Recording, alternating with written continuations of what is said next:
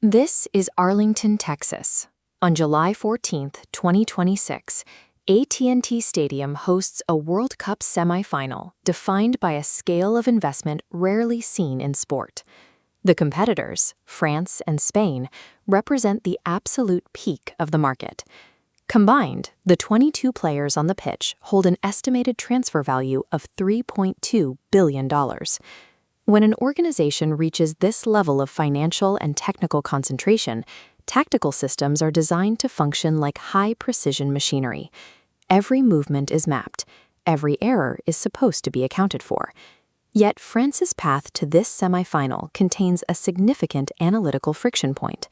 Their success is built on a specific pattern of play that modern sports models currently struggle to explain. To find that friction point, we look at expected goals, or XG. This algorithm calculates the probability of any given shot finding the net based on historical data regarding distance, angle, and defensive pressure. In practice, teams that consistently create lower quality chances than their opponents, those running a negative XG differential, almost always lose. This chart plots France's performance. In their matches against Germany and Brazil, France actually recorded a negative XG differential, yet they walked away with the victory both times. Normally, a team trailing in these metrics is considered to be overperforming, a temporary stroke of luck. But the French data suggests something else. When a talent pool crosses the 3.2 billion threshold, it can generate enough isolated brilliance to consistently override the statistical probability of the system. Coach Didier Deschamps is the strategist behind this approach. He operates on the belief that rigid, overcoached attacking structures can actually limit the output of world-class individuals. France begins in a disciplined 4-2-3-1, sitting deep and focusing on defensive solidity. But upon regaining possession, that structure disappears. The front four interchange fluidly, ignoring traditional zones. By constantly rotating, France manufactures high-value moments where predictive models wouldn't expect a threat. Kylian Mbappe is the primary beneficiary of this chaos. His role is to provide the final, clinical touch that turns a low-probability situation into a goal. France is comfortable spending 80 minutes without the ball, knowing their system is designed to survive until that one unplannable moment arrives. This reliance on attacking chaos creates a massive risk.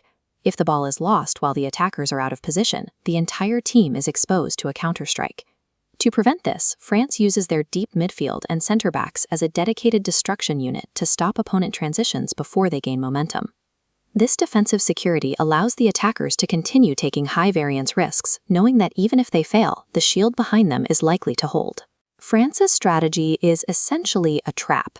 They allow the opponent to feel statistically dominant, waiting for the defense to tire so their attackers can find the gap. Spain arrives in Arlington with an entirely different objective: total environmental control. Rather than relying on chaotic breaks, they use Yamal as a precision tool to methodically probe for weaknesses in a defensive block. Spain's countermeasure is high-volume, structured possession. By keeping the ball in a tight, disciplined web, they starve the French attackers of the opportunities they need to trigger a goal. This approach targets cognitive fatigue. The longer Spain keeps the ball, the more mental energy the French defenders must spend to stay perfectly aligned. This is where Spain looks to players like Mikel Merino. They are trained to execute intricate passing sequences late in the game, specifically when the opponent's concentration begins to slip. For Spain, the match is a test of operational integrity. They must remain perfect for 90 minutes to ensure France never gets the 1 second they need to score. This semi-final brings two distinct schools of thought into direct confrontation: Spain's pursuit of systemic control versus France's reliance on individual intuition. The winner in Arlington earns a place in the World Cup final at the New York-New Jersey Stadium.